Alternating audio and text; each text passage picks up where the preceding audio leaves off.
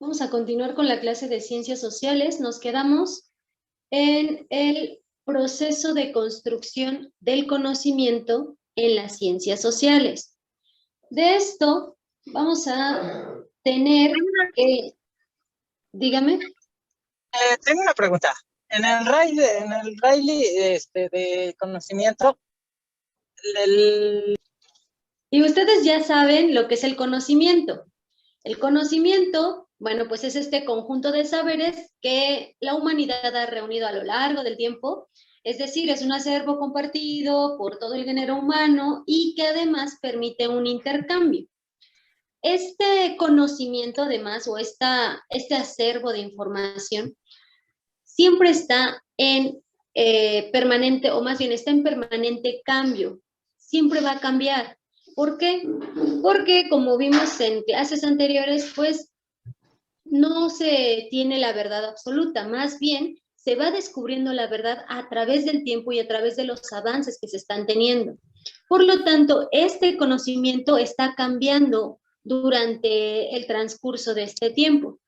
Bien, el conocimiento puede ser un proceso o resultado de la actividad intelectual del ser humano, ya sea de manera individual o bien colectiva. Como nosotros veíamos, el ser social y el ser individual.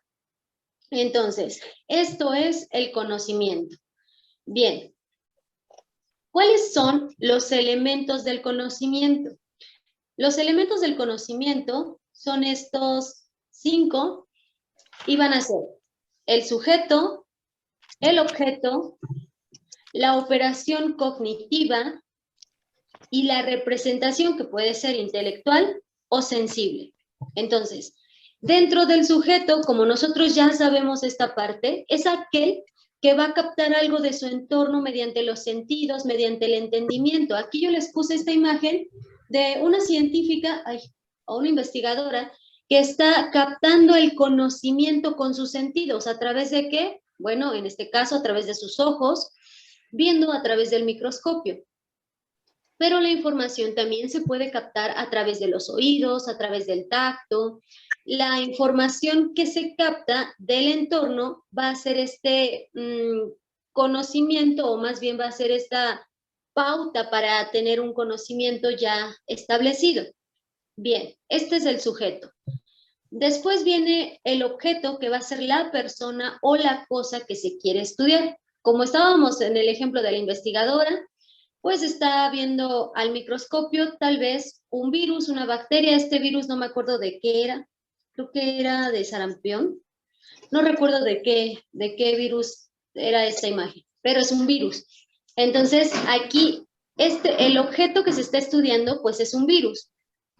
Después viene la operación cognitiva. Dentro de la operación cognitiva vamos a tener ciertas etapas. ¿Por qué?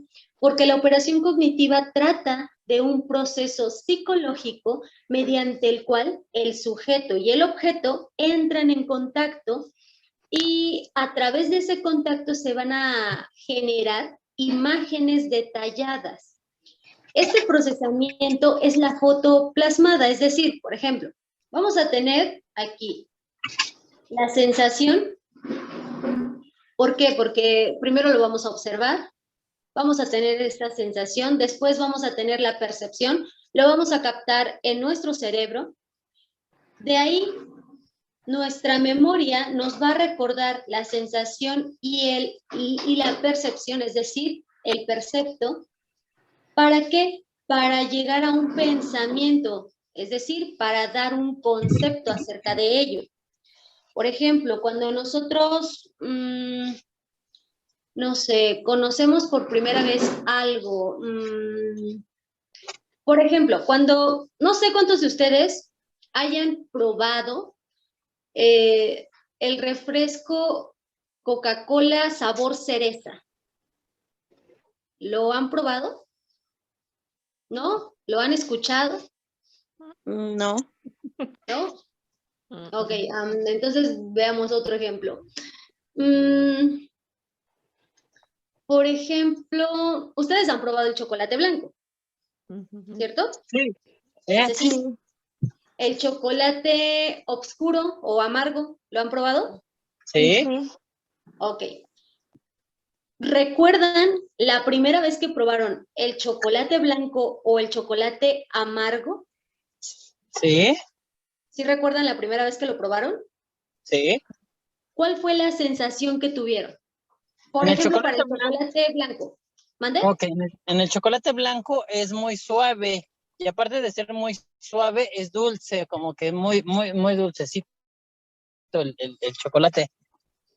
Y el chocolate amargo, pues, obviamente está un poquito, bueno, está amargo, un poquito, un toquecito amargo, y el chocolate está un poco más duro. Al momento de morderlo, como que truena, algo así.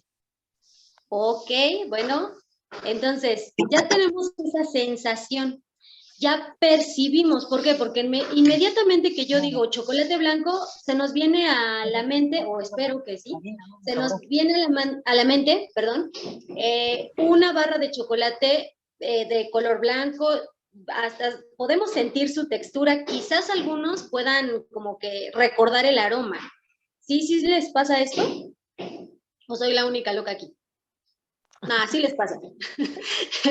Bueno, y cuando decimos chocolate amargo, también nos viene el recuerdo de la sensación que tuvimos, cómo lucía este chocolate amargo, cómo lo sentíamos en la lengua. Quizás se nos viene esa percepción del sabor, del olor de este chocolate. Incluso sabemos el color del chocolate.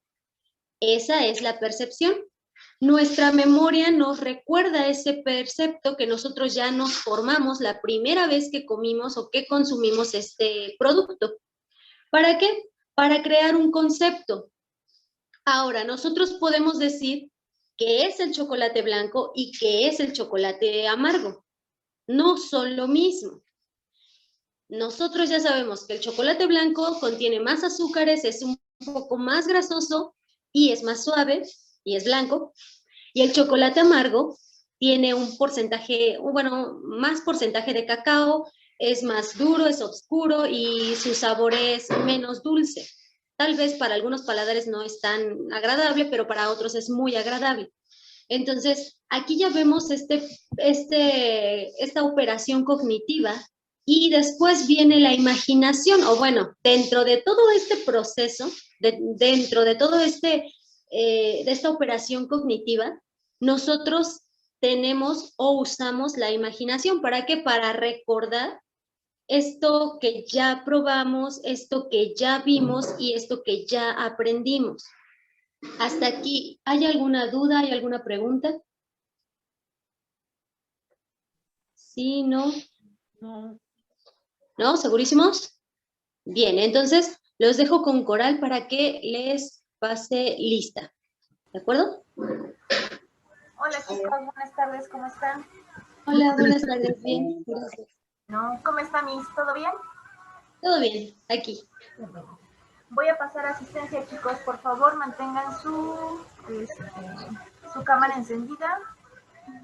Y voy a empezar por Agustín Hernández Lady Mariel. Presente. Gracias, Lady. Por Aspeitia Alamilla Leslie Ivonne.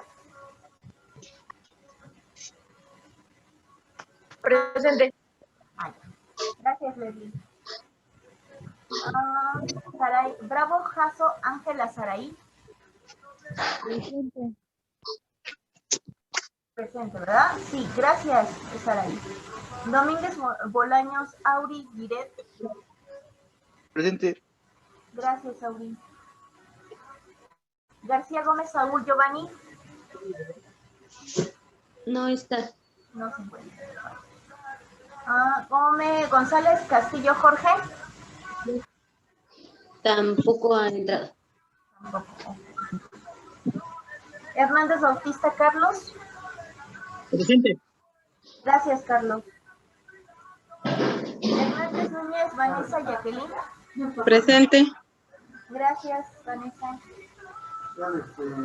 Herrera Elizabeth.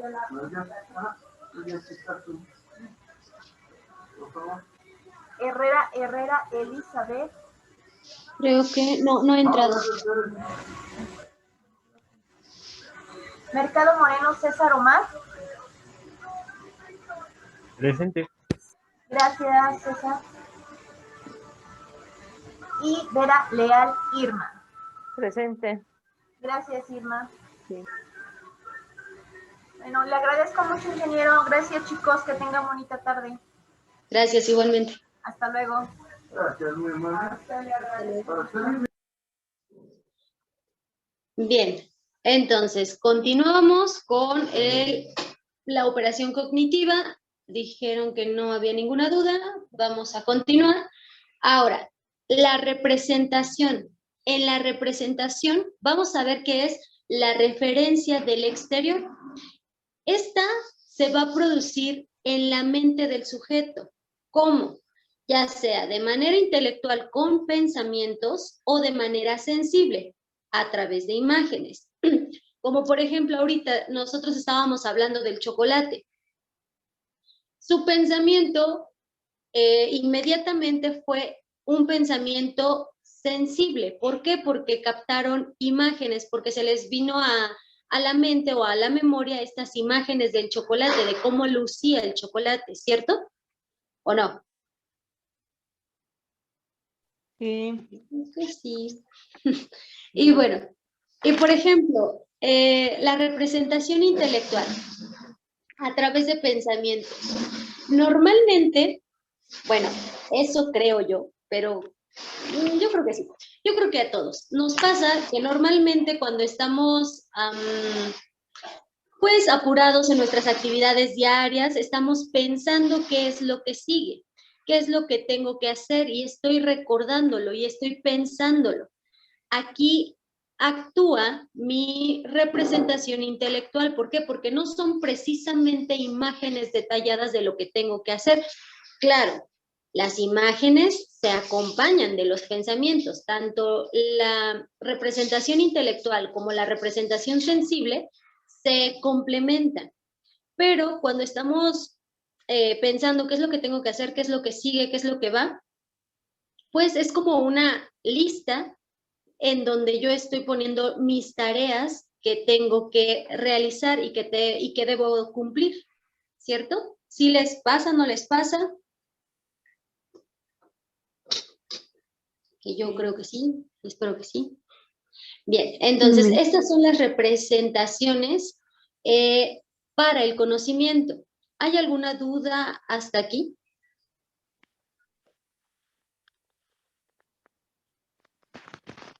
¿Sí, no? ¿Ninguna?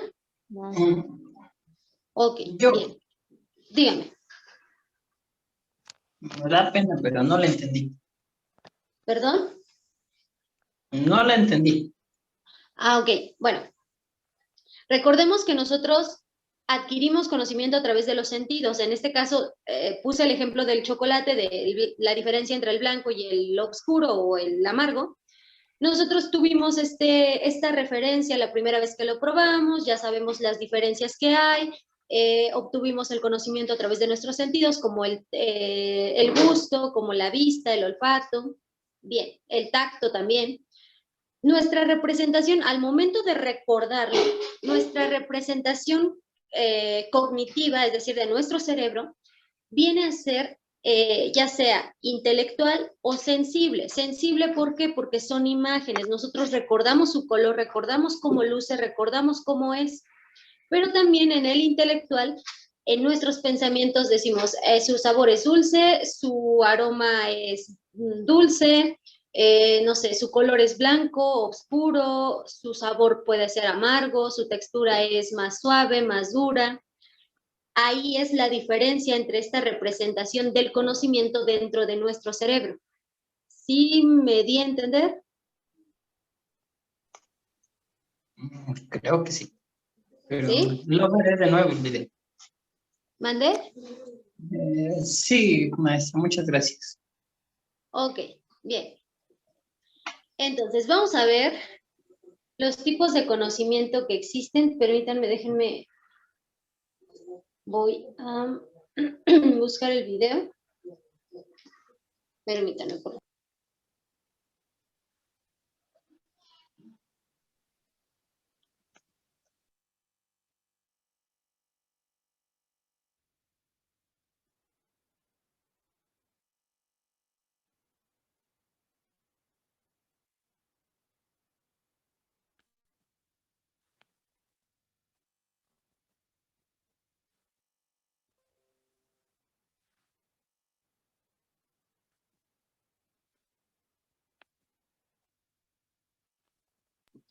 Permítanme unos segunditos.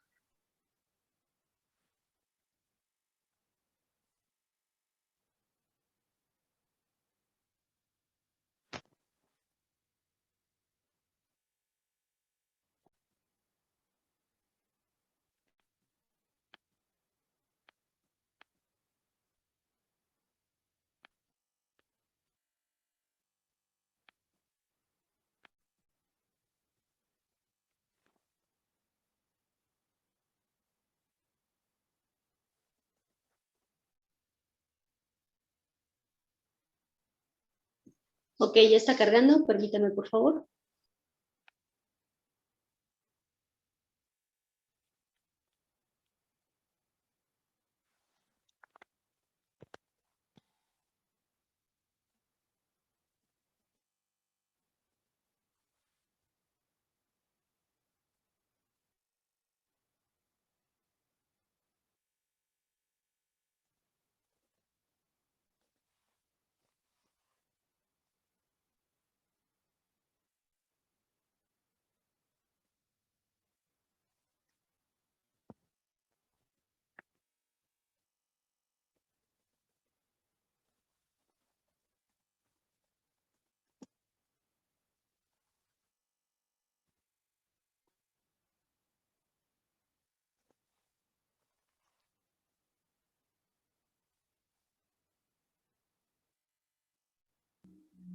Ok.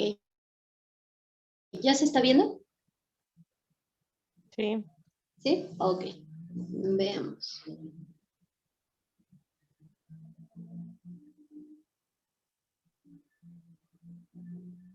¿Se escucha? ¿No, verdad? Mm, No. Ah, ya sé qué pasó. Permítanme.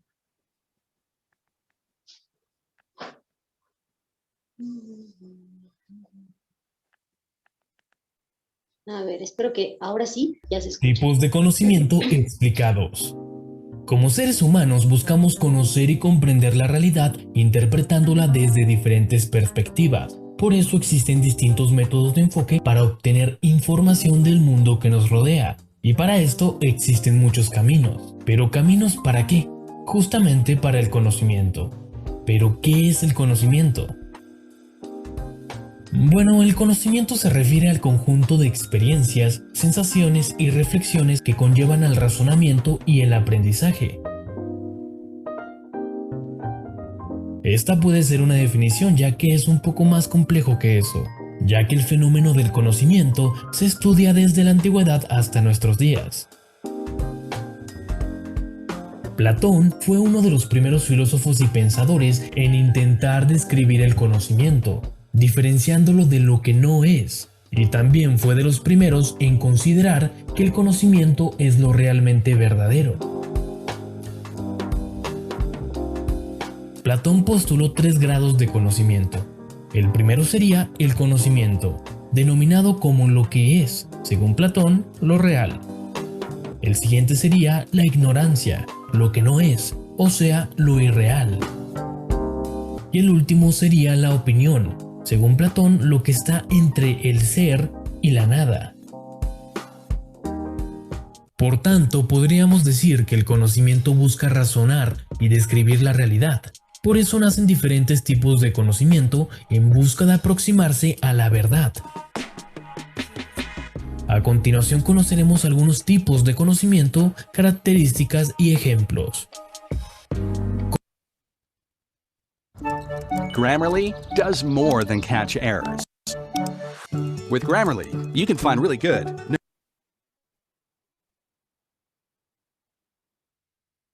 Conocimiento intuitivo. La intuición nos permite percibir información de manera instantánea debido a la relación de información, asociación de ideas o sensaciones que lleva a cabo cada persona. Por ejemplo, podemos intuir que puede llover si vemos una gran acumulación de nubes en el cielo, lo cual no es totalmente probable, ni un factor suficiente para decir que exactamente va a llover.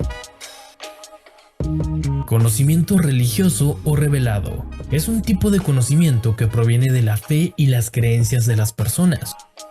Los datos reflejados y considerados verdaderos por este tipo de conocimiento no pueden ser demostrados ni falseados a partir de lo observable, de manera que son deducidos a partir de la interiorización de varios dogmas religiosos.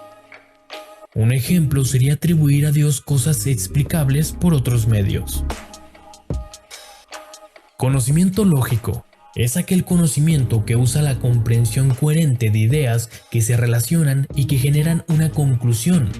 Se caracteriza por ser deductivo y aplicar el pensamiento lógico y comparativo, así como conllevar a posibles soluciones. Un ejemplo podría ser: todos los jueves tengo clases de guitarra, hoy es jueves, así que tengo clases de guitarra. Una deducción evidentemente lógica, pero que precisamente nos representa ese tipo de pensamiento comparativo. Conocimiento indirecto se obtiene a partir de otras informaciones que se posean, por lo que no se hace necesario estar frente del objeto del cual se hace referencia.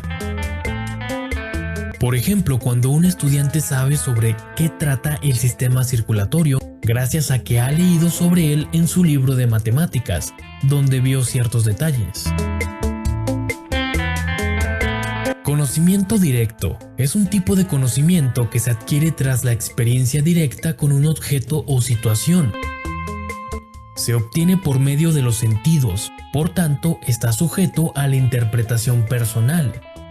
Este tipo de conocimiento no se debe confundir con el conocimiento intuitivo, ya que este deriva de las experiencias anteriores. Un ejemplo de un conocimiento directo sería, por ejemplo, ver llover por primera vez. Conocimiento empírico es aquel que se adquiere a través de la observación y la experiencia personal y demostrable, sin que sea necesario aplicar algún método de investigación o estudio. Por esta razón, el conocimiento empírico puro no existe, y esto se debe a que todas las personas estamos influenciadas en cierta medida por nuestras creencias y entorno donde nos desenvolvemos. Un ejemplo del conocimiento empírico puede ser el reconocer los sabores de los alimentos. Esto basado en observaciones meramente personales e interpretativas que variarían de persona en persona. Conocimiento filosófico. Este tipo de conocimiento parte de la reflexión, la observación y el diálogo sobre la realidad, el contexto donde nos encontramos, la experiencia que vivimos, los fenómenos naturales, culturales, sociales y políticos, entre otros.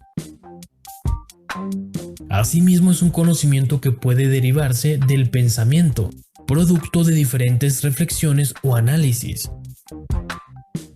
Un ejemplo sería el estudio de la ética o la moral.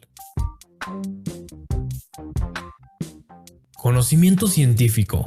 Este tipo de conocimiento se caracteriza por presentar de manera lógica y organizada la información acerca de fenómenos demostrables. Por tanto, se apoya en teorías, leyes y fundamentos a fin de comprobar el análisis y la validez de la información. De manera que se pueden elaborar conclusiones o hipótesis que incentiven nuevas investigaciones, análisis críticos y desarrollos tecnológicos. Asimismo, posibilita la creación de nuevos modelos o teorías. Como ejemplo, podríamos tener la evolución biológica, la cual cuenta con sus teorías e investigaciones que han comprobado a lo largo del tiempo la misma evolución. ¿No estás harto de la misma rutina todos los días?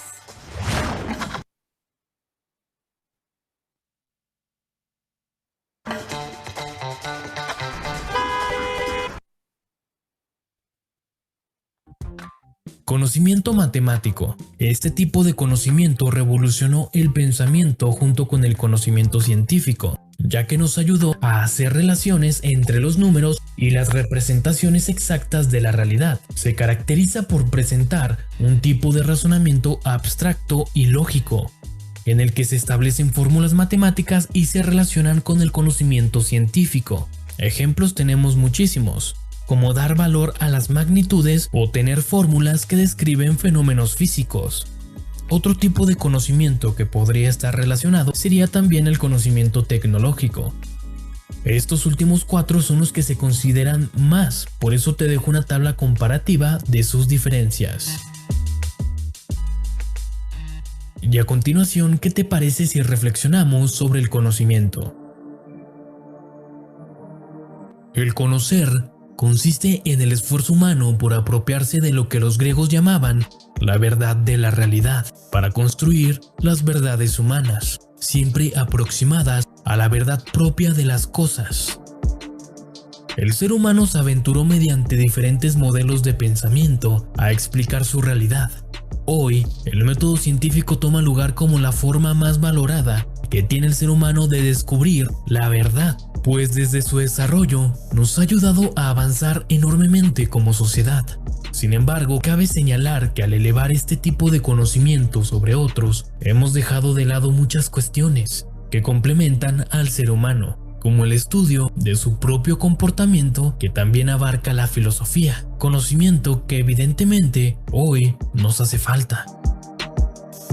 Y aún más, nos hace falta integrarlo.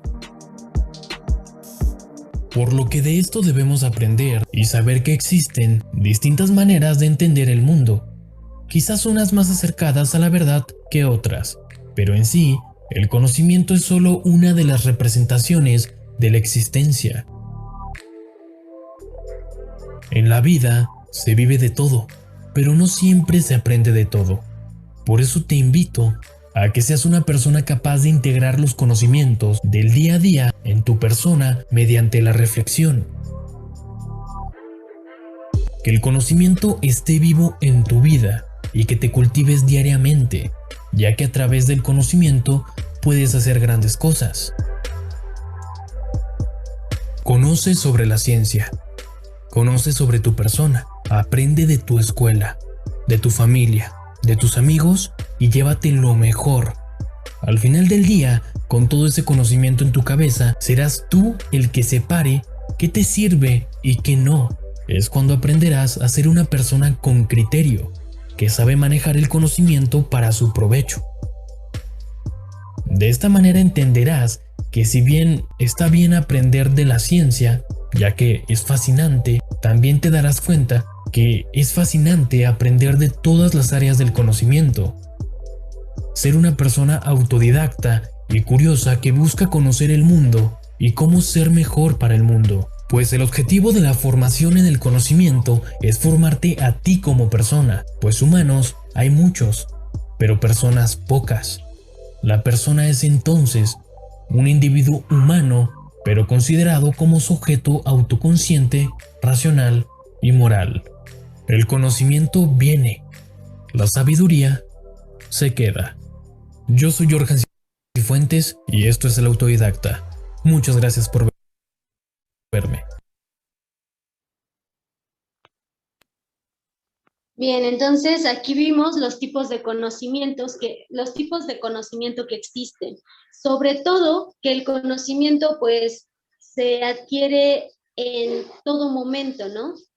Ya sea con la familia, ya sea con los amigos, ya sea en el trabajo, en la casa, en la escuela, en la calle, en las vivencias, en todo, todo nos genera conocimiento y de todo podemos aprender. Y como bien lo decía en el video, pues nosotros a través de este conocimiento nos hacemos personas críticas, es decir, que sabemos utilizar ese conocimiento a nuestro favor, pero obviamente no solo a nuestro favor, sino también a favor de nuestras, por así decirlo, creencias, es decir, en favor de la familia, en favor de mi comunidad, en favor de mi trabajo, en favor de varias áreas en las que estamos envueltos. ¿Hasta aquí hay alguna duda, hay alguna pregunta? Sí, no. No. Muchas, pocas, ninguna. De acuerdo. Y si nos manda el video por WhatsApp al grupo, el link. Sí, de hecho quedó grabado, pero sí, claro. Ay, no, tiene razón.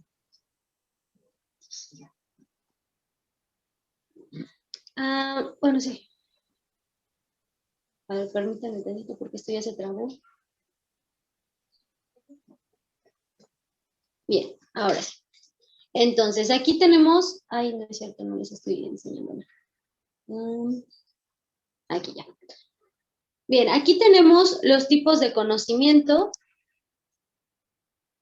en donde vemos que pues están el intuitivo, el empírico, religioso, filosófico y científico. Ay, perdón, se movió esta cosa. Ok, ya. Bien, entonces, como les decía, tenemos al intuitivo, el empírico, religioso, filosófico, científico, donde ya en el video nos explicaban que el intuitivo, bueno, pues proviene de la vida cotidiana, proviene de la intuición, proviene de las experiencias vividas.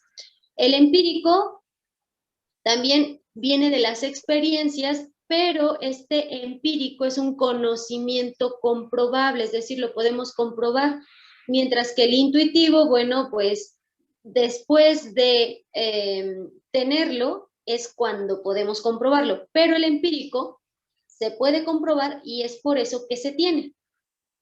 El conocimiento religioso, como bien lo mencionaban en el video, es producto de las creencias, es producto de la confianza en una fuerza o en una entidad divina. Claro, esto es diferente para cada uno de nosotros, o más bien, sí, diferente para cada uno de nosotros. Cada uno de nosotros tenemos ciertas creencias, tenemos ciertas deidades, tenemos ciertos valores religiosos que también son buenos para la humanidad, para las personas.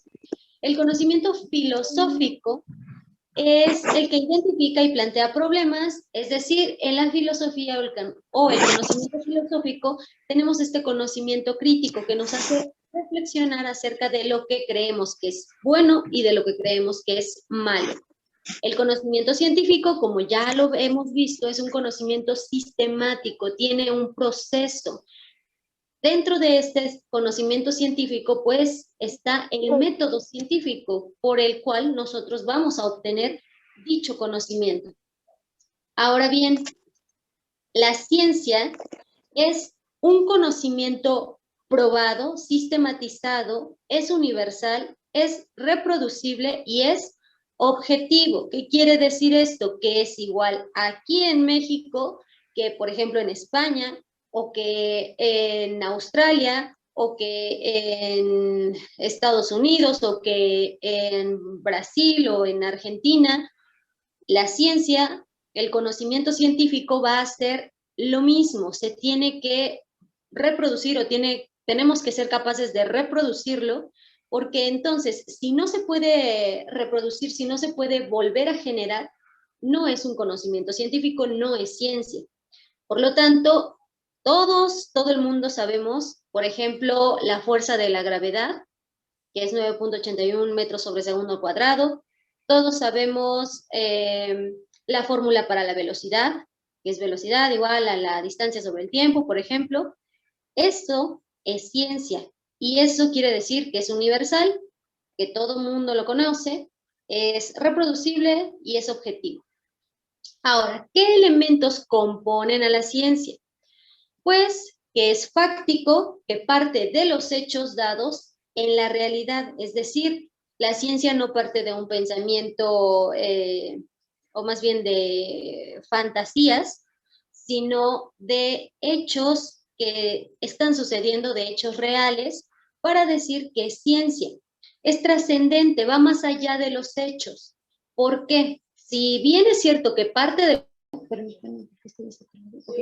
Entonces, continuamos con la ciencia y decíamos que es trascendente, que va más allá de los hechos, que si bien es cierto, parte de la realidad, pues permite avanzar hacia cosas impensables, hacia cosas inimaginables tal vez, o que se creía que era ficción, pero que gracias a la ciencia se han vuelto realidad.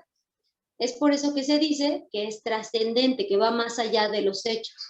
También la ciencia es analítica. ¿Por qué? Porque descompone y vuelve a componer el objeto de estudio, es decir, desentraña el objeto de estudio para saber qué es lo que hay dentro, qué es lo que, cuál es su raíz, de qué está compuesto. Y a través de saber eso, ahora sí puede reconstruirlo. Bien, la ciencia también es clara y precisa. ¿Por qué? Porque en la ciencia no cabe, no da lugar a imprecisiones y tampoco da lugar a vaguedades, es decir, de tal vez o quizás sea así, o tal vez la Tierra sea, tal vez la Tierra sea elíptica, o tal vez el aire se componga de nitrógeno, de oxígeno, no, sino que debe ser clara, debe ser precisa para decir que es una ciencia. También la ciencia utiliza símbolos, o bueno, es simbólica. ¿Por qué? Porque requiere de estos símbolos para poder explicar lo que necesita. Ahora bien, ¿qué símbolos? Bueno, pues pueden ser, no sé, el símbolo para en una reacción química, decir que los reactivos producen y dar los productos, o por ejemplo, los símbolos matemáticos para poder decir que se está sumando, que se está multiplicando, que se está dividiendo, que se está sacando una raíz, o que se está elevando a una potencia, por ejemplo.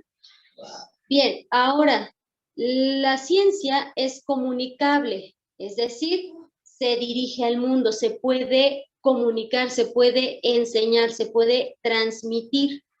Además, la ciencia es verificable. ¿Por qué? Porque es objeto de la observación y de la experimentación. Entonces, cuando alguien más decide experimentar lo mismo que ya se ha hecho, entonces verifica que los resultados reportados con anterioridad sean correctos y sean los mismos. Si no son los mismos, si no son correctos, hay una posibilidad de dos. O no lo hizo bien, es decir, no reprodujo bien el experimento, o en realidad no está correcto el experimento desde el principio, es decir, desde que lo plantearon. Entonces, ahí es como se verifica que sea una ciencia. También la ciencia es metódica. ¿Por qué? Porque todo se planea, todo se organiza, siempre hay pasos que seguir, y si se altera este orden, entonces sí se van a alterar los resultados.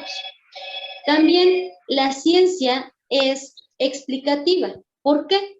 Porque demuestra de manera satisfactoria los hechos. Esto se relaciona con que es comunicable. ¿Por qué? Porque se transmite a alguien más, se enseña, se explica. La ciencia es predictiva, ya que desde el presente puede ir al pasado o puede ir al futuro.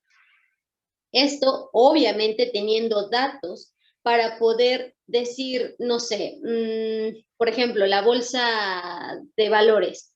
En tantos años, la bolsa de valores puede aumentar, o, por ejemplo, de acuerdo a los datos anteriores, de acuerdo al año pasado, por ejemplo, se cree que la bolsa de valores pueda disminuir un 0.02%, por ejemplo, ¿no? Por ejemplo. O de acuerdo a los datos del presente año, la bolsa puede aumentar un 1% este año que viene, ¿no? Por ejemplo, son ejemplos en los que la ciencia puede predecir lo que ocurre en su entorno. Ahora bien, la ciencia es abierta. ¿Por qué es abierta? Porque sigue en cambio.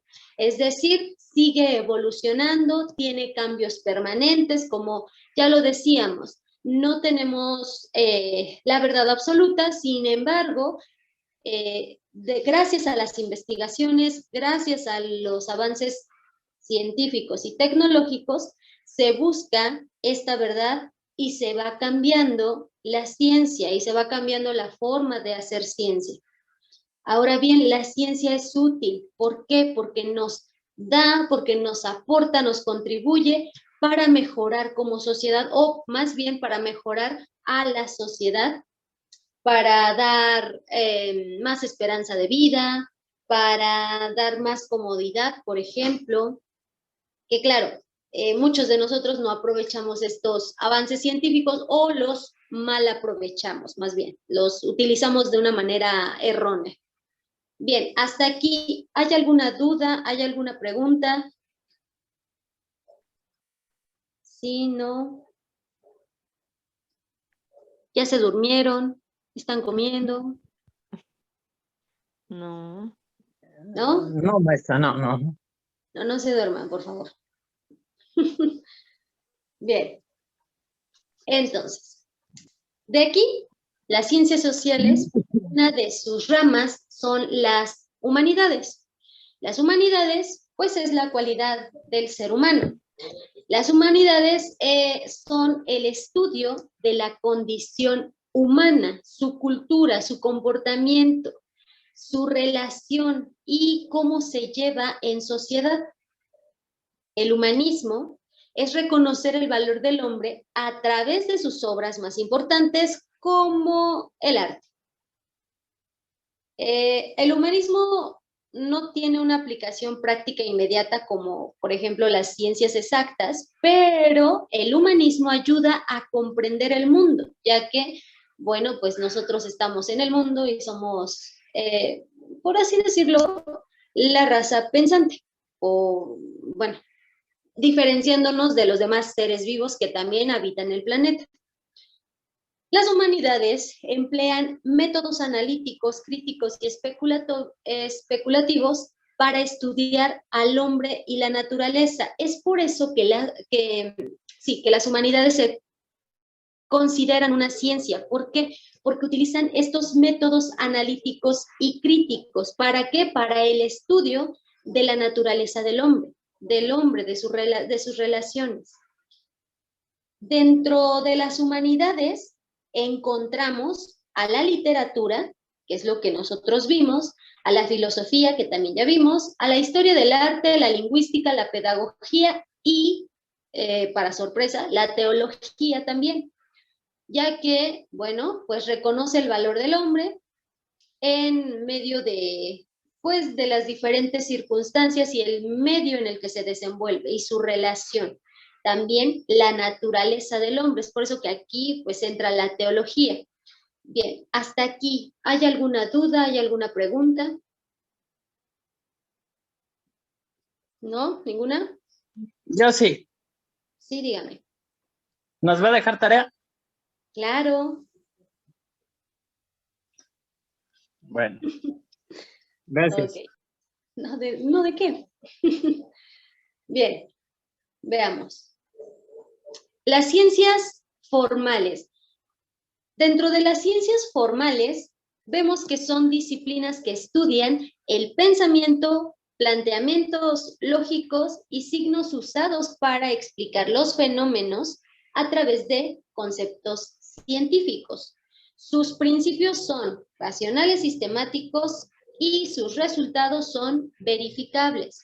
Sus objetos de trabajo, bueno, estos solamente existen en la mente humana, ya que son abstractos. Las ciencias formales van a utilizar el razonamiento deductivo, es decir, van a ir de lo general a lo particular. Algunas de las ciencias formales son las siguientes, por ejemplo, matemáticas, lógica y ciencias de la computación. Estas son las ciencias formales más conocidas. Obviamente ya se desglosan otras ciencias formales, pero a partir de las matemáticas, a partir de la lógica y a partir de las ciencias de la computación.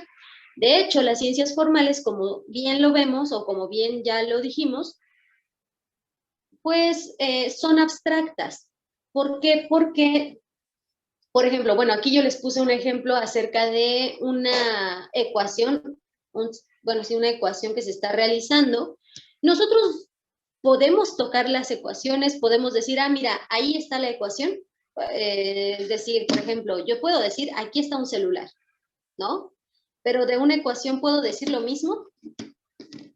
Puedo decir, me comí una ecuación. Puedo decir, estoy bien, bueno, sí, puedo ver una ecuación, pero estoy oliendo una ecuación, estoy sintiendo una ecuación. Pues No. la estamos pensando, ¿mandé? ¿No? ¿ok?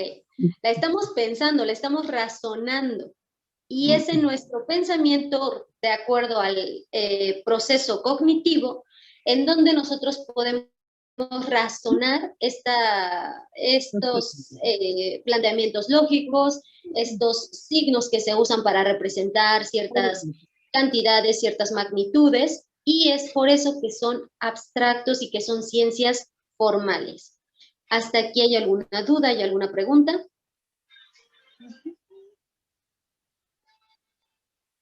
¿No? ¿Ninguna? No, maestra. De ahí nos vamos a las ciencias fácticas. Estas ciencias son empíricas. ¿Por qué? Porque las ciencias fácticas, el objetivo de estas ciencias es conseguir una reproducción, ya sea mental o artificial, de fenómenos de la naturaleza que se quieren estudiar. ¿Para qué? Para poder comprender los mecanismos y las fuerzas que intervienen en dichos fenómenos. Estas ciencias fácticas se van a ocupar de la realidad constatable y experimentable. Las ciencias fácticas van a utilizar la lógica y los procesos formales de las ciencias formales del método científico como una herramienta para sostener sus estudios. Existen dos grandes grupos de ciencias fácticas, como lo son las ciencias sociales y las ciencias exactas. Entonces, aquí nosotros podemos ver que las ciencias fácticas se apoyan de las ciencias formales. Una va de la mano de la otra. ¿Por qué? Porque para poder demostrar lo que se está estudiando, pues se necesitan de procesos, de procedimientos matemáticos, de lógica, y también se necesitan de estos conocimientos de computación y programas diversos para poder procesar la información y entonces sí dar como resultado una reproducción de los fenómenos de la naturaleza. Por ejemplo, no sé, bueno, en mi caso, en biotecnología, no me acuerdo qué materia era, bueno, microbiología, nosotros ocupábamos un programa, un programa de computadora, un programa, en donde introducíamos diversos datos que obteníamos de la experimentación con las bacterias. Y, por ejemplo, si nosotros a un medio le colocábamos, no sé, como, ¿cuánto será bueno? Supongamos que le colocamos el 50% de carbohidratos que necesita la bacteria, solamente le colocamos el 50%, le damos una aireación del 20%, es decir, le damos una oxigenación aire del 20%, no dejamos el 100%, solamente el 20%, que era aire, carbono, fuente de carbono, y nitrógeno solamente le metíamos el 10%. Bueno, con estas tres variables, y la temperatura, y no sé, lo dejábamos a 28 grados.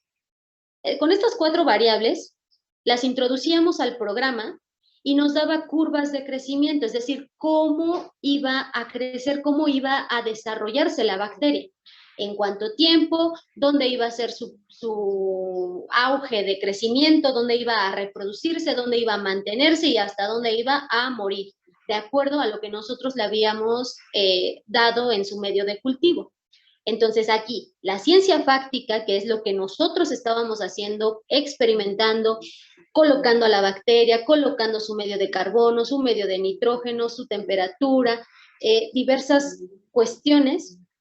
Y la ciencia fáctica, ¿por qué? Porque era el programa diseñado para predecir el crecimiento de esta bacteria. ¿Vale? Entonces, sí van de la mano. Hasta aquí. ¿Hay alguna duda? ¿Hay alguna pregunta? Sí, no.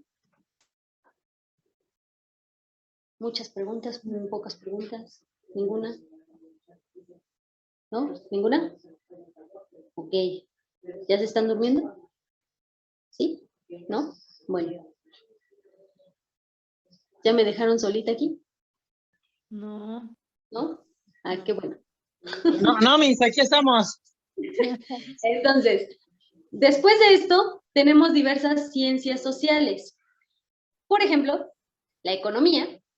Dentro de la economía, o más bien la palabra economía, quiere decir, se deriva del oikos, casa, nemo, administrar. Es decir, administración de la casa. Eso, a grandes rasgos, es la economía, pero los campos de estudio de la economía van a ser la economía política, la microeconomía, macroeconomía y el comercio internacional. Dentro de la economía vamos a tener la producción, la distribución y el consumo. ¿Por qué? Porque, como nosotros sabemos y como muchos de ustedes ya saben y ya conocen cómo se maneja la economía, por ejemplo, dentro del país, por ejemplo, los microempresarios o los emprendedores que ahorita les llaman, ay, ¿cómo les llaman? Las nenis, no sé si han escuchado ese término. ¿Sí lo han escuchado? De las nenis. Oh, no. Que gracias a la pandemia, pues bueno, muchas personas han decidido pues comenzar con la venta de ciertos artículos, ya sea postres, nuevas emprendedoras de negocios en internet, exacto, estas meras, eso, las llamadas nenis. Entonces, ahí, bueno, primero, producción, es la transformación de la materia prima. Es decir, van a transformar, no sé, si se dedican a la pastelería o a hacer postres o a hacer alimentos o incluso a realizar cubrebocas, a realizar diseños, logos, qué sé yo, eh, hay muchos... Gracias a la pandemia, ya puse un molino. Gracias a la pandemia, ya puse un molino. Ah, vea, usted es un...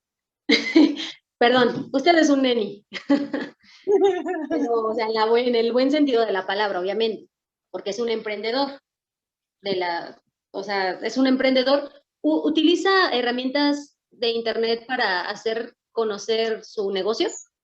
No, todo es boca en boca. No damos propaganda, nada. Bueno, está bien. Entonces es medio neni. Porque lo que caracteriza a las nenis es que utilizan los medios, las redes sociales, el internet, pues para vender sus productos, para anunciar sus productos, más que nada las redes sociales. Pero pues casi es lo mismo. ¿Por qué? Porque dice que es de boca en boca, entonces pues es con las mismas recomendaciones de las personas, por ejemplo. Sí. Bien, entonces, ustedes saben que para la producción, es decir, para la transformación de la materia prima se requiere la tierra o la naturaleza. ¿Por qué? Porque son los elementos ya existentes. Por ejemplo, usted dice que es el molino. ¿Qué necesita? ¿Qué materia prima necesita? Maíz. El maíz viene de la tierra o de la naturaleza, ya son elementos preexistentes. Después de esto, ya teniendo el maíz, se necesita trabajo, es decir, el proceso entre el hombre y la naturaleza por medio de las herramientas. Usted, mediante el molino, va a, si estoy mal, corríjame, por favor, va a triturar, por ejemplo, el maíz, ¿para qué? Para hacerlo polvo o para hacer la masa o, no sé, diferentes productos. ¿Cierto? ¿Falso? Hacemos masa y también polvo. Exacto, entonces, pero utilizan, bueno, el molino, ¿cierto? Sí, tenemos dos molinos, uno para masa y uno para polvo. Bien, entonces ahí ya está el trabajo. También se necesita capital, es decir, recursos económicos. Obviamente, por ejemplo, no me va a dejar mentir, cuando comenzó, necesito de cierto capital para la materia prima, para el molino, para, no sé, el lugar donde va a tener su molino, o tal vez sea en casa. De todas formas se necesita luz, agua, muchos elementos, ¿no? Y ya cuando comenzó a producir, comenzó a vender, entonces ya generó ganancias, pero esas ganancias no eran como para gastárselas, sino para recuperar el capital invertido y para poder comprar nuevamente materia y volver a producir. Y ya con el tiempo, entonces sí ya se veían más ganancias, ¿cierto? Pues yo llevo un año. En un año he podido hacerme de equipo del Muy mismo bien. molino. El problema es que son épocas de calores y el maíz subió bastante, entonces ahora estamos a punto de quebrar. Ouch. Bueno, yo le recomiendo que sí haga publicidad en internet, en las redes sociales. Seré una nene. Sí, para que sea una neni. Bueno, un neni. ¿Por qué? Porque es un nuevo emprendedor de negocios en internet. Aquí Auri nos dice, el capital en las grandes empresas son los socios o inversionistas. Exactamente. De hecho, existen las inversiones por CETES. Bueno, los CETES creo que son más de gobierno y existen otro tipo de inversiones, pero no recuerdo ahorita su nombre, no sé si alguno de ustedes sepa de esto, en donde pues cualquier persona que tenga el capital, obviamente, puede invertir en, pues las empresas, ya sea grandes empresas o medianas empresas. También se puede invertir en pequeñas empresas, claro que se corre el riesgo de perder más, precisamente porque son pequeñas empresas. Las grandes empresas, digo, ya están más consolidadas, no se corre tanto ese riesgo, sin embargo, todavía hay riesgos. Como nosotros vimos en esta pandemia, hay empresas que quebraron que se suponía ya estaban pues bien cimentadas, por ejemplo, ¿no? Bien, entonces ya tenemos esto, ya tenemos el producto, ya conseguimos la materia prima, ya lo procesamos, ya tuvimos el capital inicial, el capital que necesitábamos. Ahora viene la distribución. La distribución es la división de lo que se ha producido entre los factores de la producción, es decir, vamos a ver, ¿cómo se va a distribuir el trabajo, por ejemplo? El trabajo en la tierra o naturaleza, el trabajo de la elaboración del producto, el trabajo para producir este capital, estos recursos económicos. Y el consumo va a ser la utilización de los satisfactores creados, es decir, la utilización de estos productos que ya se han hecho, ya se han creado. ¿Hasta aquí hay alguna duda, alguna pregunta?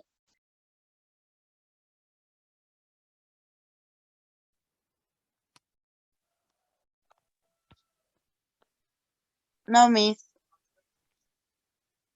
Ok, bueno, si no hay dudas, veamos.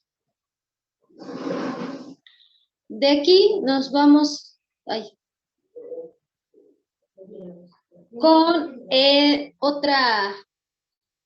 con otra ciencia social que sería el derecho. Derecho tiene por objeto el estudio de las normas jurídicas. Aquí vamos a tener el método aplicado, las normas y la clasificación.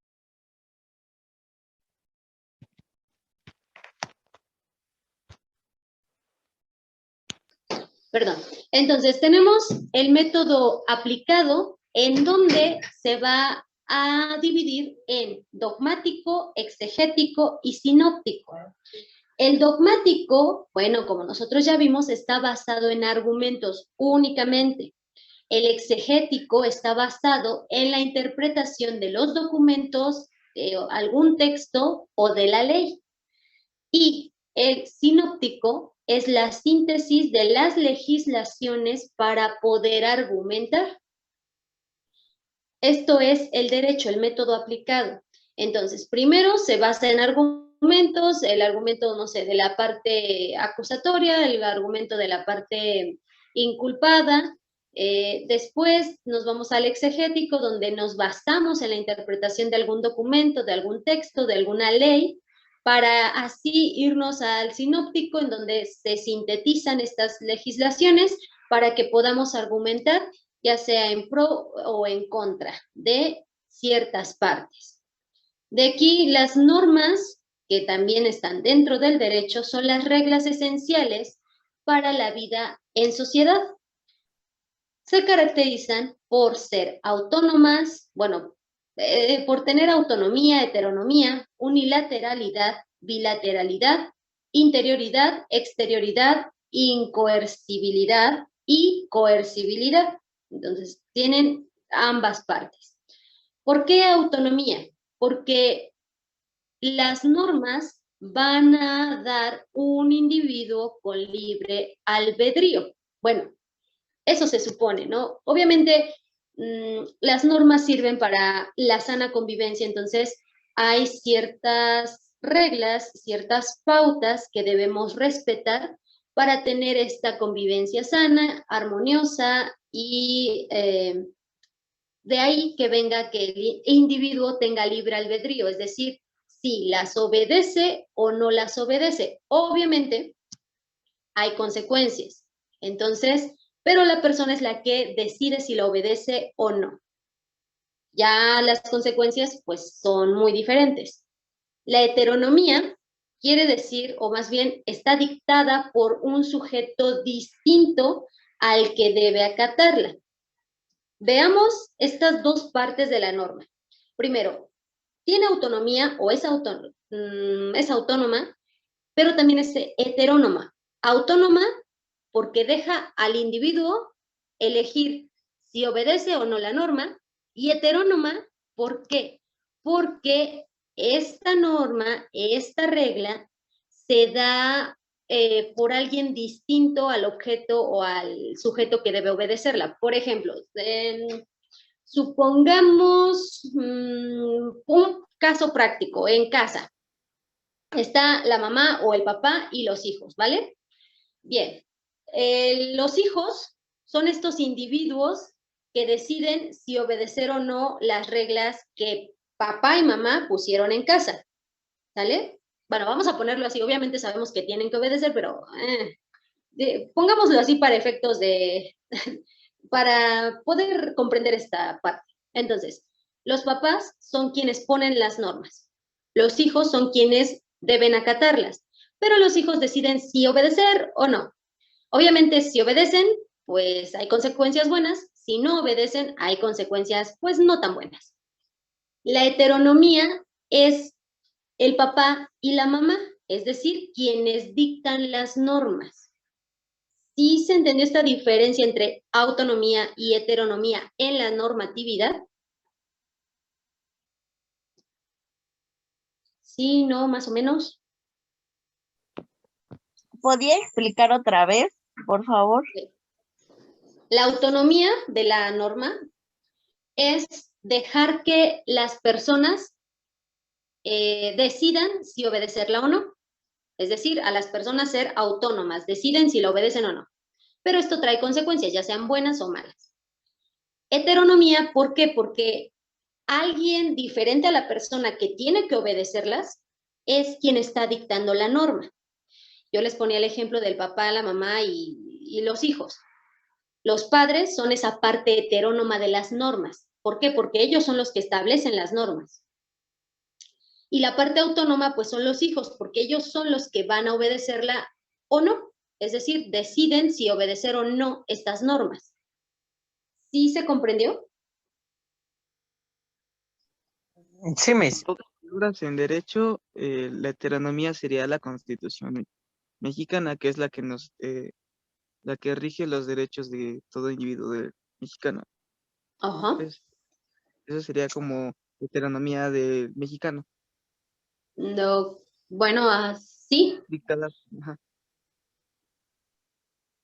Ok, la Constitución serían, bueno, algunas normas que están ahí serían las normas, y quien escribió la Constitución es la parte heterónoma, quien aprobó las normas, quien aprobó las leyes, todos los artículos que vienen en la Constitución. Esas personas, esas entidades son la parte heterónoma. Y los mexicanos, es decir, ya a quienes se aplican esta Constitución, es la parte autónoma. ¿Sí? ¿Sí se comprendió esto? A ver, no, le voy a platicar lo que yo le entendí. No sé si sea cierto. Ok. Bueno, autonomía creo que somos nosotros, ¿no? México. Uh-huh. Y heteronomía puede ser Corea. del sur, que están regidos por un, ¿cómo se llama? O, por ejemplo, Nicolás Maduro, ¿no? Que empieza a decir, no, pues hacen lo que yo diga. No, Perdón, ¿verdad? Carlos, en que el dictador es Corea del Norte. Ándale. Ah, perdón, Corea del Norte. Gracias, Bueno, César. Eres de mi equipo. es un... mm, podría aplicarse. Sí, Ok, porque un podría dictador, aplicarse. un dictador, pienso yo que es ¿cómo? La parte Heredonía. heterónoma. Ándale, pues. Pero en Yo, realidad, bueno, ponga un ejemplo que ocurre en el mismo lugar. bueno, lo vamos a hacer aquí en la casa. Creo que un autónomo es mi mujer. Ajá, ¿por qué? Hace lo que quiere. Ah, ok. Ujú. Y creo que la parte de heteronomía es mi Diego. ¿Por qué? Porque si no se duerme temprano, diablo santa. Si no se lava los dientes, lo obligamos. Ok, entonces él sería la parte autónoma y ustedes son la parte heterónoma, porque ustedes están aplicando las normas, ustedes están poniendo las normas, ustedes están poniendo las reglas. Y su hijo, Diego, decide si aceptarlas o no. Es que él no Obviamente, obedecerlas o no obedecerlas, pues le va a traer consecuencias, sin lugar a dudas. ¿Sí se comprendió mejor? Sí, ya la entendí. Yo sí, ya ¿Sí? la entendí. Ok, Carlos, ¿sí ya me comprendió esta parte? nos va a dejar tarea, ¿va? Sí. Bueno. Sí, Miss. Ok. Autonomía son personas o sujetos actuando bajo la normativa, bajo su consentimiento, y la heteronomía es la institución o el sujeto que los redacta. Exacto, César. Así exactamente. Bien. Después de esto, las normas tienen unilateralidad, pero también tienen bilateralidad. La unilateralidad es que nadie impone el cumplimiento, y la bilateralidad es que se imponen deberes y se conceden facultades. Entonces es como una espada de dos filos. Por un lado es amable y por el otro pues no tanto. Entonces, unilateral es porque nadie obliga a las personas a cumplirlo. Pero obviamente la parte bilateral es que se dan estos deberes y se dan estos derechos. Si tú cumples estas normas, entonces tienes derecho a. Si no cumples estas normas, entonces tienes ciertas sanciones. Es como una paradoja en la normatividad. ¿Es como un empleado? ¿Mandé? ¿Es como un empleado? Les das A ver, ¿por derechos, qué? beneficios, y Bueno, más aparte, pues, le delegas cosas. claro, es como un empleado. ¿Por qué? Porque en realidad no es como que lo obliguen a hacer algo, pero sabe que si no lo realiza, pierde ciertos beneficios, y que si lo realiza, entonces gana ciertos beneficios. Así es. ¿Bien? ¿Sí se entendió esta parte de la unilateralidad y la bilateralidad? Sí, ¿Sí? ¿No? ¿Más o menos? sí, sí. ¿Sí? Ok, Sí. bien. Ahora, la normatividad también tiene interioridad y exterioridad. Tiene las dos partes. ¿Por qué? Porque en la interioridad es la intención de la persona y la exterioridad es la conducta que manifiesta. Aquí estamos hablando también como de la moral. ¿Por qué? Porque en la interioridad de las normas es la intención de la persona de la voy a cumplir porque mi intención es ser un buen ciudadano, es tener un mejor país, por ejemplo. O puede decir, ¿sabes qué? Yo no la voy a cumplir porque mi intención es no sé, derrocar el sistema, qué sé yo. Hay muchas intenciones por las que se cumplen o no se cumplen ciertas normas. Y la exterioridad es la conducta que se manifiesta. Ya tengo mi interioridad, ya sé cuál es mi intención, ahora voy a manifestarla con una conducta. ¿Qué conducta es? Bueno, obedecer la norma o desacatar la norma. Cualquiera de estas dos serían mis conductas externas, lo que yo exteriorizo. ¿Hay alguna duda a través de esto? ¿Sí, no? ¿Se entendió o no se entendió esta parte de interioridad y exterioridad? Perdón, sí, maestra, todo bien. ¿Sí? ¿Seguros todos? Irma, ¿Va a venir Leslie, en el Lady. examen? Claro. Entonces lo puede repetir. No es cierto, no es cierto, era broma. Sus bromas. Ay, Bien, vamos a ver.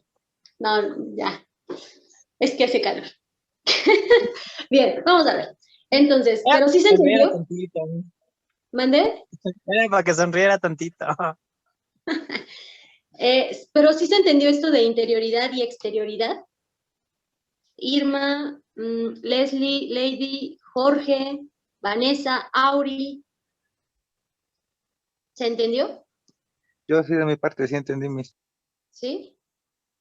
Ok, entonces sí, como dice su compañero César, el interior pues son los pensamientos y el exterior ya son las conductas. ¿De acuerdo? Bien.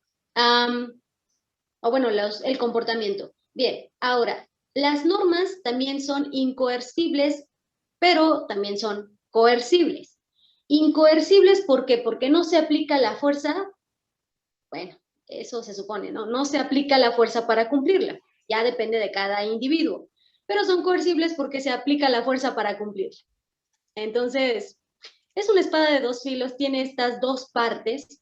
¿Por qué? Porque hay ciertas normas en las que no es necesaria la fuerza para que la cumplas. ¿Por qué? Porque sabes que si no la cumples vas a tener consecuencias y entonces tú como ser humano, de acuerdo a tus sentimientos, tus normas, tus valores, pues decides cumplirla o no.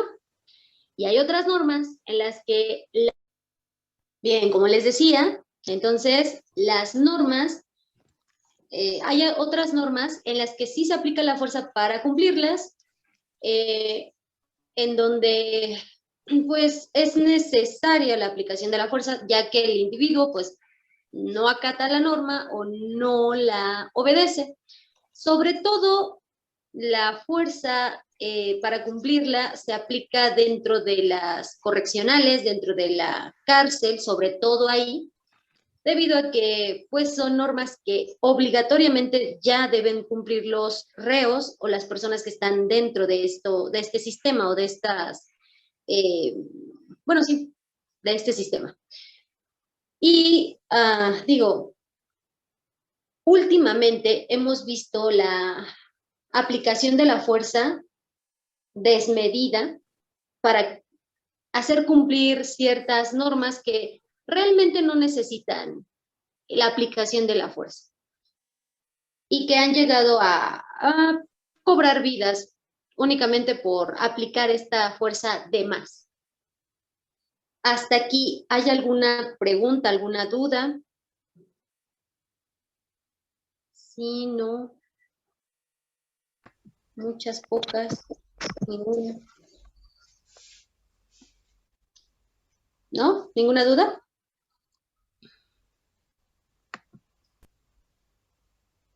¿Hola? ¿Me escucha? Sí. ¿No? Perdón, sí, mis. Ok, bien. Vamos a ver las ciencias políticas, que es la politología. Esta ciencia social, bueno, pues se interesa en el estudio de los aspectos teóricos y los aspectos prácticos de la política. Sus métodos de análisis usuales son los experimentales, los estadísticos, los comparados y los históricos. En los experimentales, bueno, pues a través de experimentos sociales, de situaciones simuladas, se van a cotejar las reacciones de la sociedad y podemos verlas últimamente, pues en los candidatos, ¿Apoyo?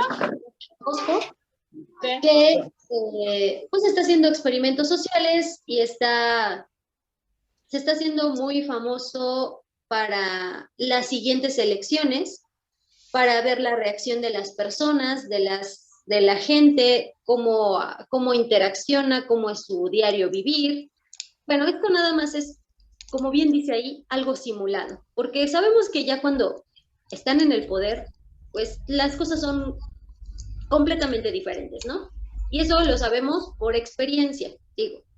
Si nos ponemos a ver en el pasado, en la historia, pues todo esto ocurre siempre antes de elecciones, nada más, y ya hasta ahí se queda.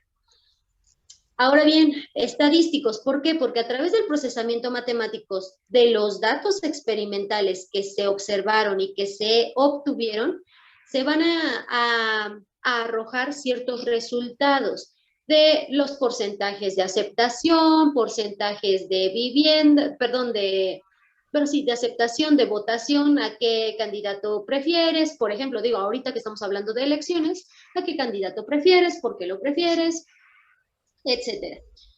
También estas ciencias políticas nos van a dar comparaciones a través del análisis comparativo entre dos o más situaciones políticas que resulten de interés.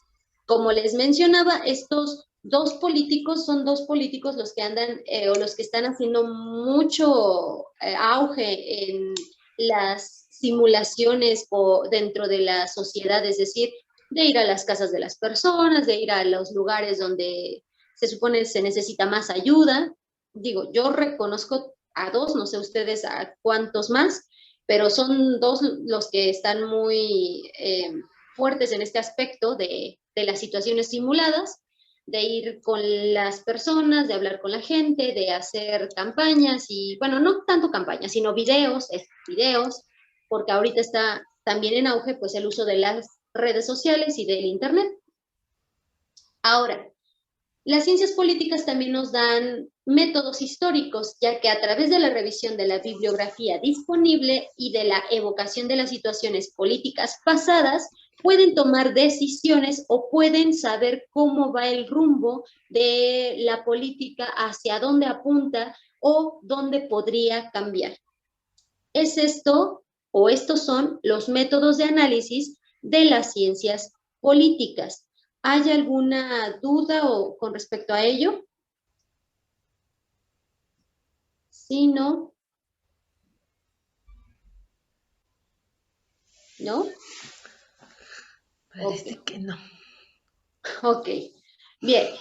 Sus principales áreas de investigación son el poder político y sus medios de obtención, la autoridad y la legitimidad del poder, el origen y el funcionamiento del Estado, la administración pública, el comportamiento político de las sociedades, la comunicación política y la opinión pública y las relaciones internacionales. Estos son los principales temas que se investigan en las ciencias políticas. Son los principales, no son los únicos, pero sí los principales. Bien. De aquí nos vamos a la antropología, en donde la antropología va a estudiar al ser humano con su cultura, pero también al ser humano en sociedad. La antropología se divide en tres, ya sea antropología física, antropología sociocultural o antropología arqueológica, o bueno, arqueología. En la física tenemos a la arqueología forense, a la genética y a la paleoantropología. En la forense, bueno, sabemos que es la identificación y el estudio de los restos humanos gracias a diferentes técnicas que se utilizan para saber si, pues, el ser humano, el cuerpo humano, fue agredido o fueron causas naturales de su muerte, de su deceso.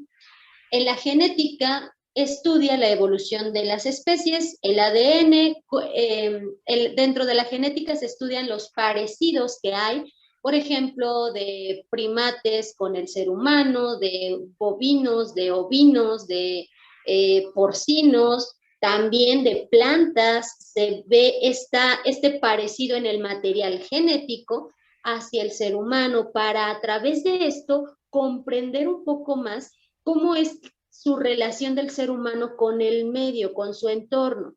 Y gracias a estos estudios y gracias a la genética sobre todo, pues se tienen productos que son más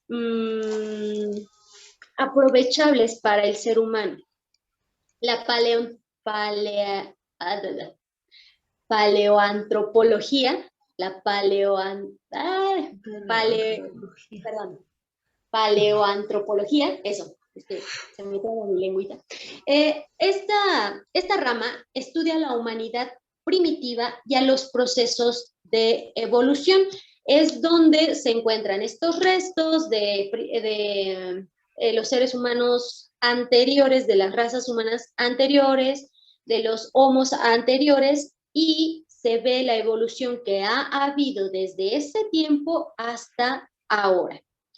Bien, de aquí vamos a la antropología sociocultural, en donde tenemos a la urbana, a la antropología de la religión, a la filosófica y a la económica. Bien, dentro de la urbana, pues va a estudiar la vida en las ciudades, de ahí su nombre. En la religión va a estudiar las grandes tradiciones religiosas, pero también va a estudiar estas tradiciones religiosas, cómo es que afectan la convivencia en sociedad. También va a estudiar cómo es que afecta en la manera de actuar de los seres humanos ante diversas circunstancias. En la filosófica, bueno, pues es la reflexión en torno al ser humano, que es lo que también ya hemos visto. La económica, el campo de interés es la producción, el comercio y las finanzas. Es decir, cómo se relaciona el ser humano con lo que produce y con otros seres humanos, la relación o interacción cliente, empresa-cliente o bueno, proveedor-cliente. También en la arqueología vamos a tener a la arqueoastronomía, a la subacuática y a la evolucionista.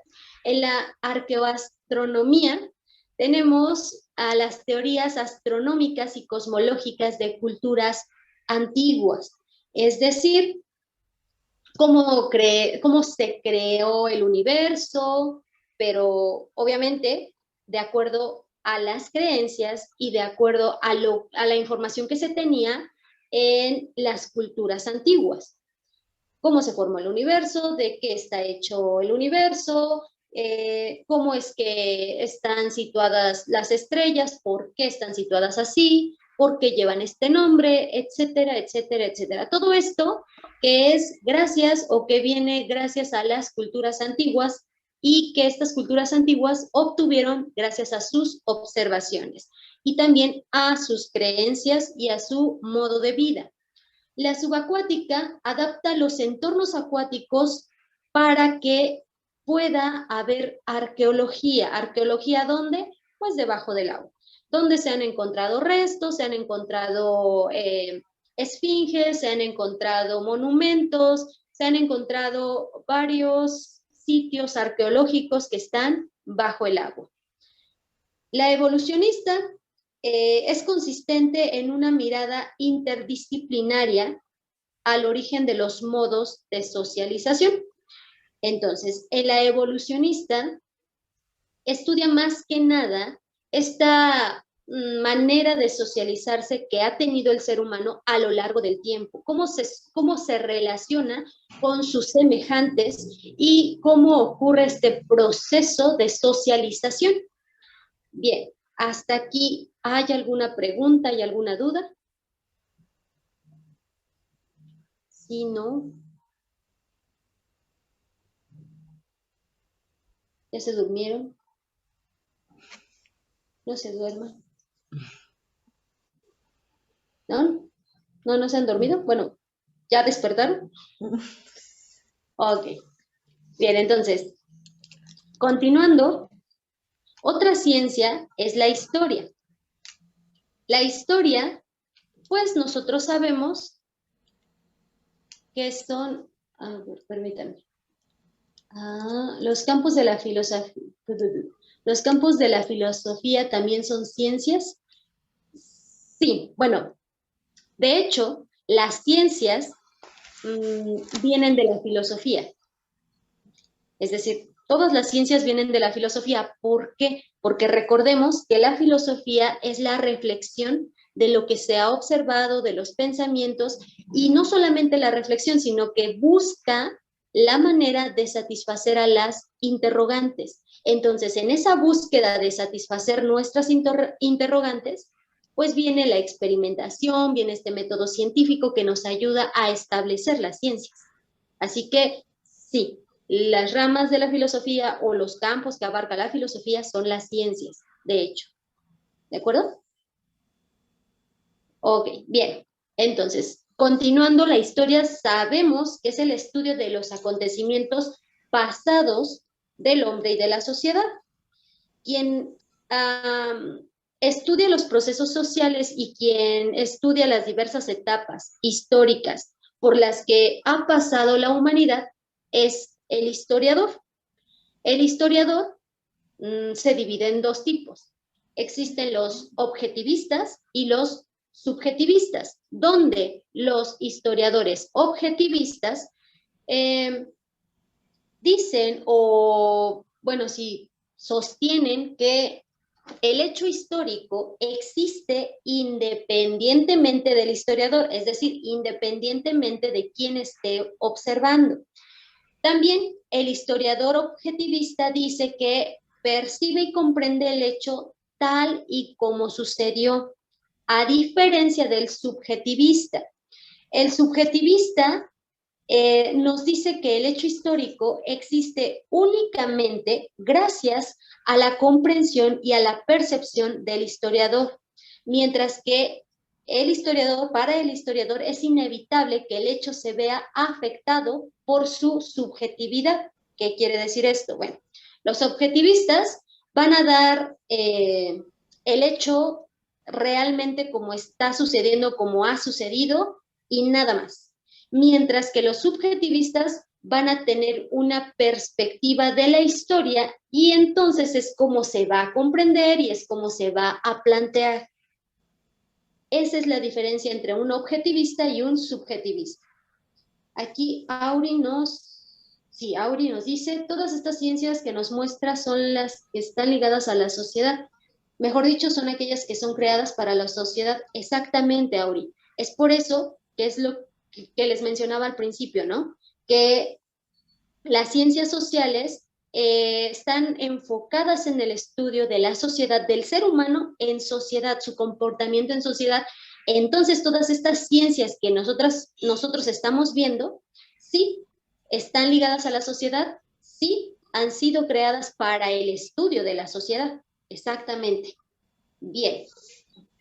Ahora, de aquí nos vamos a la sociología, que es otra de las ciencias sociales, en donde estudia al hombre en sociedad, sus organizaciones y sus estructuras sociales. Así, estudia al hombre en sociedad, sus organizaciones y sus estructuras sociales.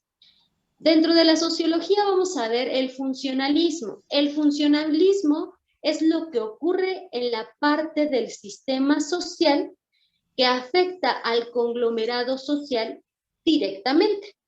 Entonces, es cómo funciona la sociedad, cómo estas acciones, cómo esto que ocurre dentro de este sistema social puede afectar, ya sea positiva o negativamente, a la misma sociedad donde están ocurriendo los hechos. La teoría del conflicto es el estudio de las estructuras y las instituciones sociales bajo el principio de que la sociedad tiene dos perfiles, el conflicto y el consenso. ¿Qué quiere decir esto? Bueno, pues que sabemos que no todas las personas pensamos igual, cada uno tiene pensamientos diferentes, cada uno tiene convicciones diferentes que aunque se parecen, en muchas ocasiones estos mismos pensamientos y estas mismas convicciones hacen que la sociedad entre en un conflicto y no se ponga de acuerdo y tengan diferencias muy, muy marcadas. Pero, asimismo, como hay conflictos, debe haber un consenso, debe llegar a un acuerdo. ¿Para qué? Para que realmente esta sociedad pueda habitar, valga la redundancia, en sociedad, pueda habitar con armonía y pueda relacionarse entre los individuos. Entonces, es por esto la teoría del conflicto, en donde sí, hay un conflicto, sí, hay diferencias, siempre las va a haber, pero debemos, como sociedad, llegar a un consenso. ¿Para qué? Para habitar en armonía y para habitar realmente en sociedad. Ahora, hay un interaccionismo simbólico, que es la capacidad del pensamiento humano para interaccionar socialmente. Entonces, nosotros tenemos la capacidad, nuestro pensamiento ha sido modelado gracias a la convivencia social para tener esta interacción. Por ejemplo, si a alguna persona se le aislara desde que nace, se le aísla de la sociedad, no sabe vivir en sociedad, obviamente se le enseñan valores, se le enseñan muchas cuestiones básicas, pero no convivir en sociedad. Cuando se dé la oportunidad de que conviva en sociedad, no sabrá cómo hacerlo. ¿Por qué? Porque no ha sido modelado para vivir en sociedad. Sin embargo, todos nosotros que no hemos sido aislados, hemos sido modelados para vivir en sociedad, para estar o habitar en sociedad. Ahora bien, la sociología comprensiva interpreta los significados de la acción social para comprender y explicar su desarrollo y sus efectos. Así que aquí nosotros en la sociología comprensiva nos va a dar esta pauta para saber por qué se están realizando estas acciones sociales. ¿Por qué? ¿Para qué? ¿Cuál es su fin? ¿Cuál es su objetivo? ¿En qué beneficia o en qué afecta a la sociedad? Estas acciones sociales permiten el desarrollo de la sociedad. ¿Cuáles son sus efectos? ¿Cuáles son sus consecuencias? Ahora bien, tenemos la teoría crítica. Son ideas que proponen un cambio radical de la sociedad. ¿Por qué un cambio radical? Porque obviamente, como sociedad, estamos acostumbrados a cierta manera de vivir, por ejemplo. Y entonces viene, no sé, bueno, ahorita tenemos un buen ejemplo, viene una nueva generación y esta nueva generación trae otro pensamiento, trae un cambio radical en donde dice, ¿sabes qué? No sé, bueno, ahorita que está mucho, sobre todo ahora, el patriarcado de antes se tiene que quitar. ¿Por qué? Porque no es una buena manera de llevar a cabo las cosas, no es una buena forma de, pues de tratar sobre todo a las mujeres, o no es una buena forma de llevar, no sé, una vida, de llevar un hogar. Todo esto es un cambio radical para la sociedad. Ahora, hasta aquí, ¿hay alguna pregunta? ¿Hay alguna duda? Sí, no, muchas dudas, pocas dudas. ¿No? ¿Ninguna? Ok. ¿Están comiendo? Bien. De aquí nos vamos a los antecedentes históricos de las ciencias sociales. Sí. De hecho, las revoluciones vienen dentro de la teoría crítica. ¿Por qué? Porque son cambios radicales en la sociedad. Obviamente se da bajo la fuerza, pero pues... perdón. Pero pues nos da la pauta para un cambio en la sociedad. Sí. Bien, entonces, gracias. Entonces, los antecedentes históricos de las ciencias sociales. Aquí tenemos a las interpretaciones. Recordemos que, obviamente, en las culturas antiguas, la interpretación pues era la mágico-religiosa, ya que la interpretación es la respuesta a las interrogantes del ser humano acerca de sí mismo, acerca de cómo fuimos creados, de dónde venimos, hacia dónde vamos, cuál es nuestro propósito, qué es el ser, quién soy yo. Entonces, la interpretación pues anterior era la mágico-religiosa, en donde el hombre reacciona con temor y con asombro ante las distintas manifestaciones de la naturaleza. Obviamente se avanza del politeísmo, es decir, de tener muchos dioses, de varios dioses, al monoteísmo, a un solo Dios. De aquí también tenemos otra interpretación, la interpretación artística, que es otra forma de captar la realidad, y aquí contestamos las interrogantes con el placer estético. Obviamente las grandes preguntas del quién soy y hacia dónde voy, pero estas respuestas se plasman en el arte, ya sea la música, ya sea la pintura, ya sea la fotografía, ya sea la lírica, ya sea la literatura, todas estas partes o toda esta parte artística.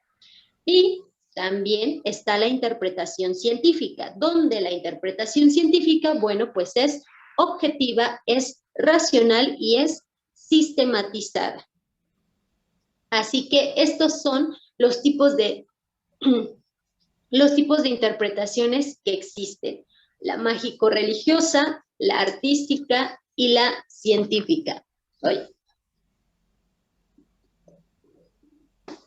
Hasta aquí, ¿hay alguna duda, hay alguna pregunta?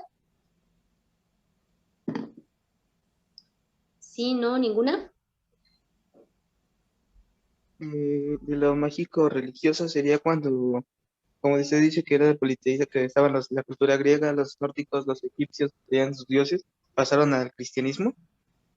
Sí, así es. Así es, gracias a las conquistas. De hecho, bueno, aquí también podemos ver la parte de la teoría crítica. ¿Por qué? Porque gracias a las conquistas, pues obviamente se dio un cambio drástico en la sociedad que antes era politeísta, y gracias a las conquistas, a toda esta parte, pues se volvió monoteísta. ¿Sí se comprende esta parte? ¿Sí? Bien. Y bueno, aquí tenemos a estos pensadores,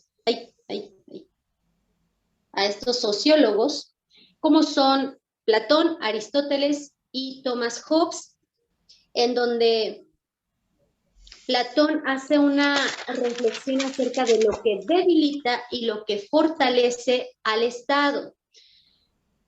Aquí Platón dice que la unidad social es la fortaleza del Estado. Si la sociedad está unida, entonces el Estado es fuerte. Pero si la sociedad está dividida, entonces el Estado es débil o desaparece. Platón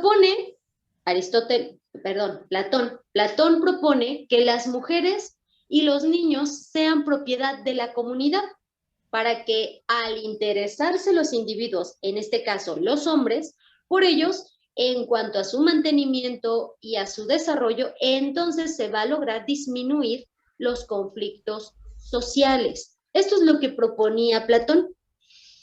Aquí la mentira soberana, o más bien Platón llama mentira soberana a la existencia de las clases sociales. Los gobernantes tienen partículas de oro en las venas, ya que son insustituibles. La clase guerrera tiene partículas de plata porque son altamente valiosos. Y la gente común tiene partículas de plomo y bronce. ¿Por qué? Porque son totalmente irreemplazables. Así que a esto se le llamaba, o a esto Aristóteles, no, otra vez Aristóteles, a esto Platón le llamaba mentira soberana. ¿Por qué? Porque decía que había clases sociales en donde estaban los gobernantes, la clase guerrera y la gente común, en donde se dividían pues en estos tres tipos: oro, plata y plomo y bronce. Ahora bien, Aristóteles decía que el hombre es un ser político por naturaleza. El hombre ideal es el ciudadano. Para él, el hombre ideal era el ciudadano, pero su concepto de ciudadano era que el ciudadano es aquel que tiene derecho a participar de las decisiones políticas de la sociedad, siendo autosuficiente e independiente. Obviamente, sabemos que un ciudadano, un hombre ideal, aquel que puede tomar decisiones políticas de manera libre, de manera informada, siendo autosuficiente e independiente, a esta persona la llamamos un ciudadano. Lamentablemente, hay muchas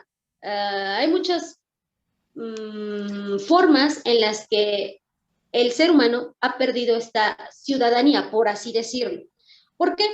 Porque, por ejemplo, se ha negado el derecho de participar en las decisiones políticas de la sociedad. Y no es que se lo hayan impedido, sino que nosotros mismos nos hemos impedido este derecho que ya tenemos.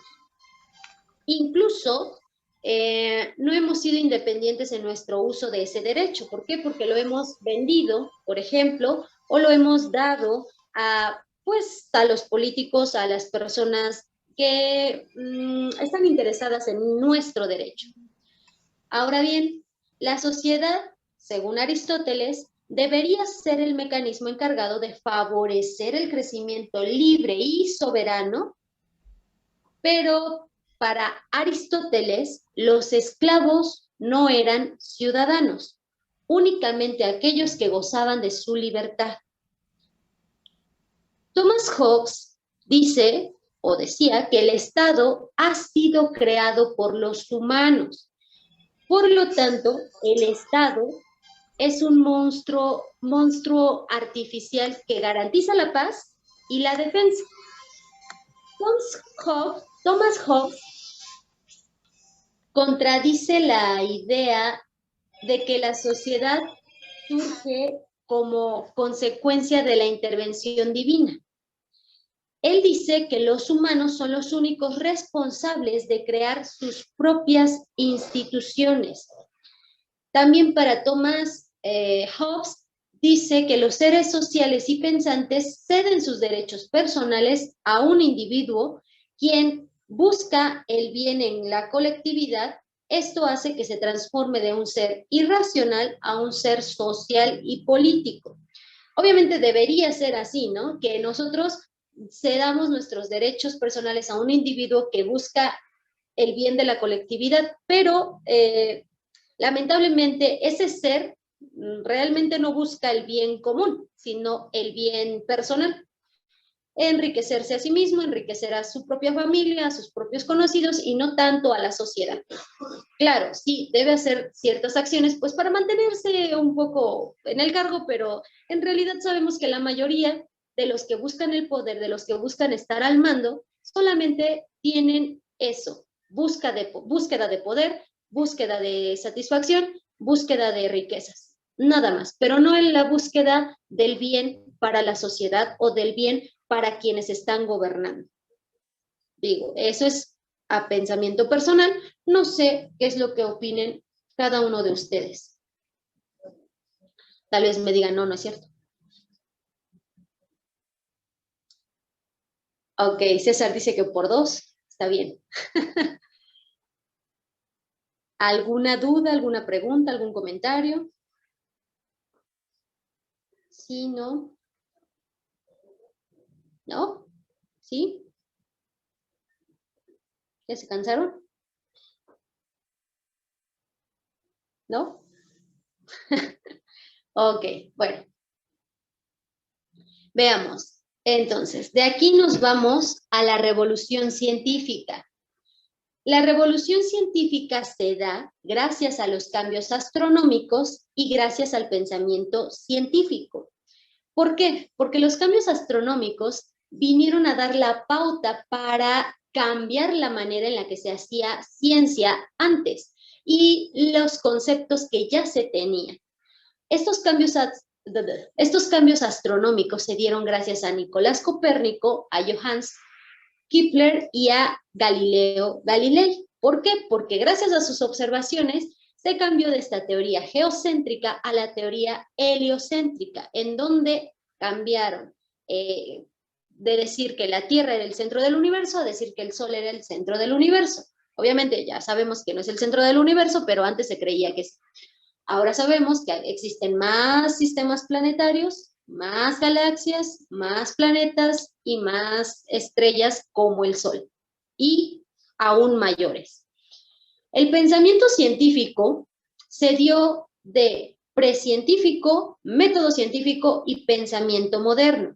El precientífico comienza a cuestionarse los sucesos de su medio, es decir, el por qué están ocurriendo ciertos fenómenos, el por qué hay lluvia ácida, el por qué el cielo se ve azul, el por qué, no sé, las estrellas no se mueven, o el por qué las estrellas solamente se ven en las noches y no en el día, y por qué algunas estrellas sí se ven en el día, o no sé, muchos de los sucesos que están ocurriendo en la vida diaria, que están ocurriendo en el medio, que están ocurriendo en el mundo. Entonces, el pensamiento precientífico va a comenzar a cuestionarse, va a comenzar a generar, a idear preguntas de lo que está pasando. ¿Para qué? Para así pasar al método científico, en donde se inician las nuevas ciencias de estudio, en donde vamos a tener como producto las matemáticas, la geografía, la física, la astronomía, todas estas ciencias que se generaron gracias a la observación, gracias a este pensamiento precientífico. Después de ello, viene el pensamiento moderno, que está dividido entre el racionalismo y el empirismo. El racionalismo dio prioridad a la razón y al método racional.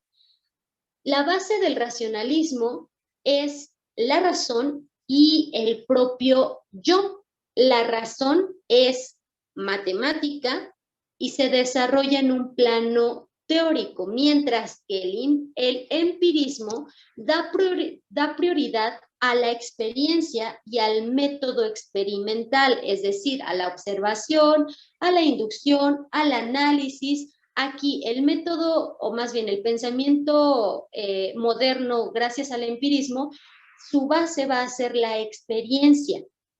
La razón es empírica, es decir, debe tener hechos comprobables. ¿Por qué? Porque se van a desarrollar en la práctica. Entonces, el racionalismo se desarrolla en un plano teórico y el empirismo se va a desarrollar en un plano ya práctico. Aquí tenemos teoría y práctica. El pensamiento moderno nos da teoría y práctica en cada una de las ciencias, o más bien en el pensamiento científico. Hasta aquí, ¿hay alguna duda y alguna pregunta? Sí, no. Díganme, por favor. ¿No? Ok. Ahora veamos los cambios astronómicos. Habíamos dicho que teníamos a Nicolás Copérnico, a Johannes Kepler y a Galileo Galilei. Nicolás Copérnico, como mencionaba, reemplazó el geocentrismo por el heliocentrismo, estableciendo que, primero, la Tierra es esférica. La Tierra representa, o más bien va a presentar movimiento giratorio sobre su propio eje, y también que el universo es finito y esférico. Eso era para Nicolás Copérnico. Johannes Kepler sostuvo que el Sol era el cuerpo más importante del universo. Él dio a conocer las velocidades de desplazamiento y las distancias de los planetas con respecto al Sol. También estableció las leyes del movimiento de los planetas. Galileo Galilei descubrió los satélites de Júpiter y las manchas solares, reafirmando que la Tierra no era el centro del universo. Además, estableció que la superficie lunar no era lisa e instauró que la galaxia era una agrupación de miles de estrellas. Todo esto que ustedes ven aquí, todos estos pensamientos, todas estas experimentos, teorías y todos estos conocimientos que Nicolás Copérnico, Johannes Kepler y Galileo Galilei afirmaron y descubrieron, fue un cambio extremadamente grande en el campo de la ciencia. ¿Por qué? Porque antes se creía que la Tierra era plana, que era el centro del universo.